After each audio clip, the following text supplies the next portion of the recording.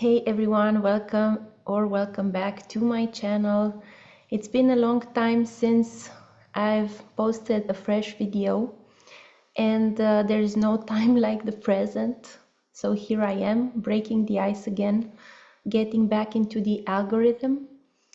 And today I wanted to talk to you guys about an experience I had last week, and what that triggered for me, and what was the astrological context of that day, what was happening there. And I hope that this video will also serve as an inspiration for those of you who have been stalling, or just saying, I'm gonna do this later, I'm gonna do this later. There's something you need to do, but you keep postponing it for some reason. So if I can do it, if I can post a video after 2 years or so, you can also do whatever it is that you feel you need to do. Okay, so let's get into it. On Monday, July 15, I was on a family trip in the Ardennes, the Ardennes here in Belgium. There are the closest things you get to mountains in this flat land called Belgium. We hadn't planned to go there, but we did. We made a trip to a cave there that is called Remouchamps cave, and I had never heard about this, but my family said there are a lot of caves in the area, and why not, let's go and visit one. So this was such an amazing experience because I have been visiting caves before, but none so long and so beautiful. There were so many beautiful formations, and I'm gonna include some photos here. So many beautiful formations, not so many stalactites, stalagmites, but different formations. There were all sort of wavy and melty looking like rock formations. One of them even reminded me of the Sagrada Familia by Gaudi in Spain, because Gaudi was also very much inspired by nature. And for me, the Sagrada Familia, before seeing this cave, for me it looked like melted wax, but after having seen this cave, it looks like a rock formation in a cave. So maybe that was his inspiration. Anyway, going back to the astrology of the day.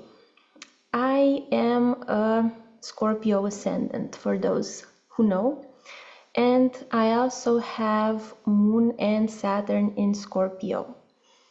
And I opened up the chart of the day, and guess what? The moon was in Scorpio, so I was having a moon return, the moon exactly on my ascendant happening at that time. And moon is also my ninth lord. But what is Scorpio? Scorpio is a water sign, but it's ruled by traditionally by a fire planet, which is Mars. So it's a very interesting dichotomy, a very interesting polarity, a very interesting opposition, because Scorpio is a very extreme sign. And moon in Scorpio can be very extreme, can be in the highs and the lows, very extreme. Moon in Taurus, where the moon is considered to be exalted, is more grounded in the material things, more grounded in the world, more grounded in the practical things. But moon in Scorpio, where it's considered to be suffering, it's suffering because of the intensity of the highs and lows. The moon in Scorpio is also very sensitive. It can also be very psychic because it's in a water sign, moon in Cancer also, moon in Pisces also. But moon in Scorpio just has a curiosity also for the hidden things, like the sign of Scorpio.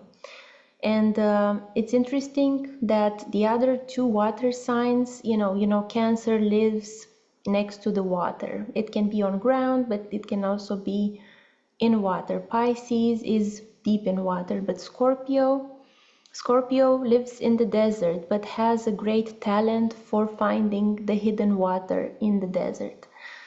So that's very interesting because the feeling that I had in that cave also reminded me, when I saw the chart of that day afterwards, of this mystical depth of Scorpio, of finding water, and water is knowledge, water is intuition, water is memories. So finding all this water and everything it signifies, and water is also connected to femininity, to the flow, to the, being able to adapt.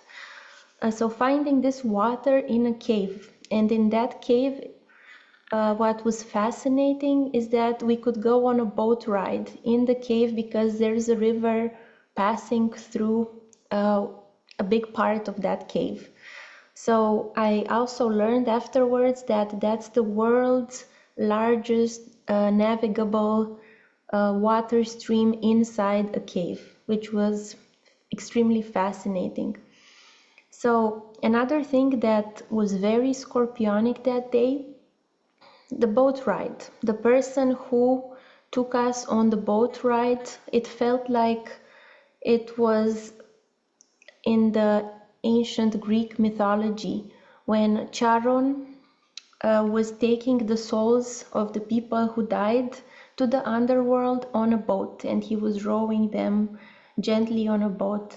And our guide, the person who was rowing the boat, was very silent, very still, it felt very otherworldly to me.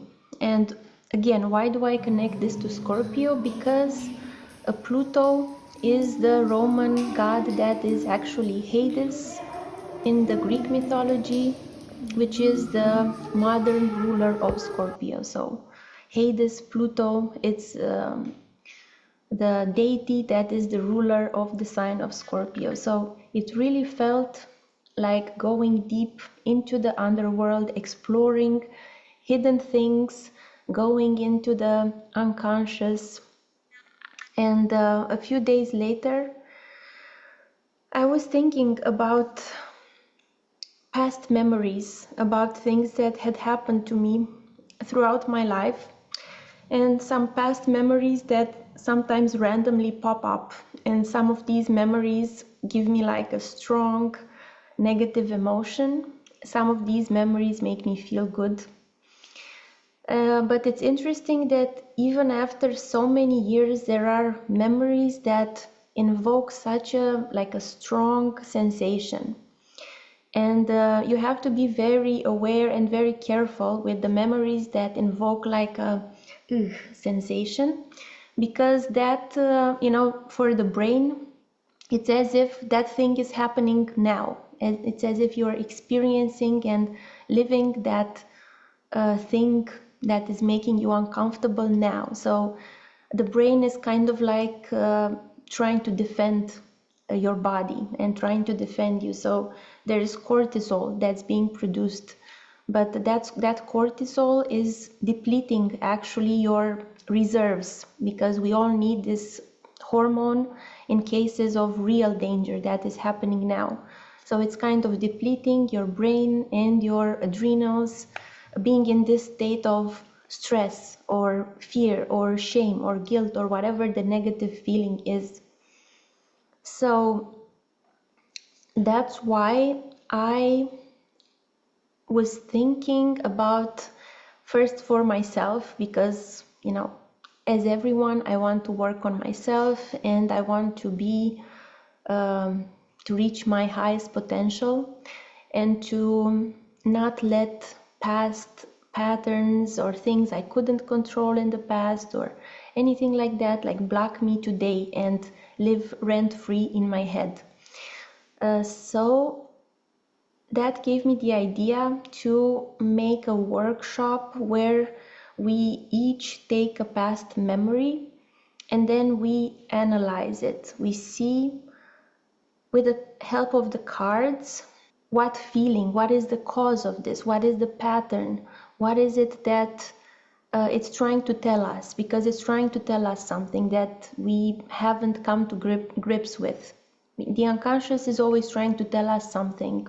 And so, you know, we are too distracted a lot of the times to listen. So with this Scorpio experience that I had, I was also very drawn to creating something that can have like a positive outcome and a practical solution for people.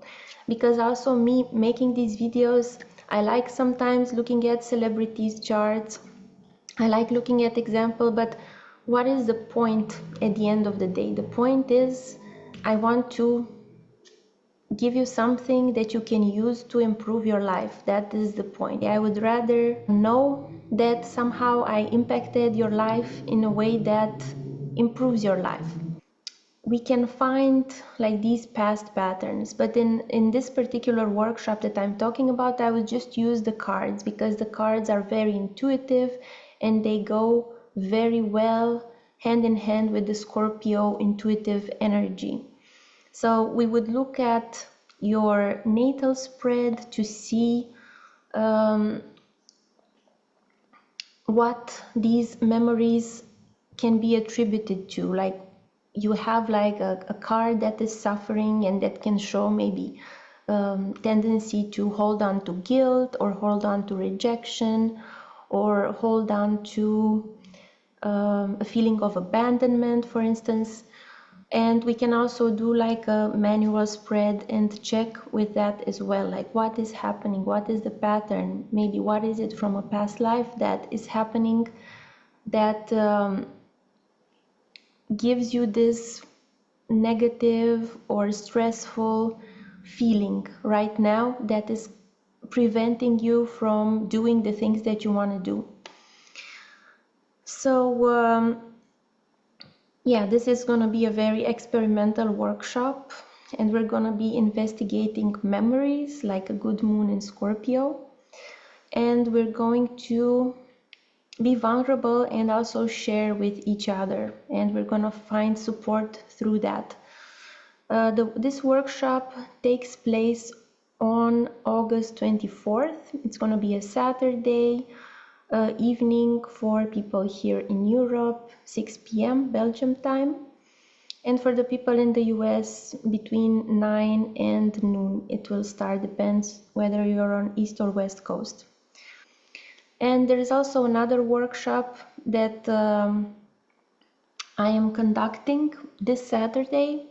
It's going to be July 28th, and we will be looking at manual casting with light on a star, with compatibility spread, and also with a past life spread. So this Scorpio experience just made me want to work more intuitively with the cards. That was my experience. That was what I felt. That was authentic for me to do. Because the cards, of course, they rely on archetypes and on meanings we attach to the suits and to the different values, but they also relate very smoothly to the unconscious. It's a good way to make the unconscious conscious and to bring clarity to things that can be left unsaid because of distractions, because we don't want to go there, because of many reasons. So that's what I wanted to share with you guys today. I also wrote an article on my website about the daily configuration, and there's more pictures there from the caves. If you're interested, you can check that out. My website is always there for readings and for courses. There's also an upcoming a foundation card course that starts in September. If that tickles your fancy, if you want to learn cards with me. And last but not least, I am working on continuing the cards and crystals series because it's something I really enjoy talking about, and yeah, that's what you can. I don't want to make too many promises, but I have so many ideas for videos. So yeah, I'm going to try to feed the YouTube algorithm more regularly. Okay, so enough for today. I'll see you again soon.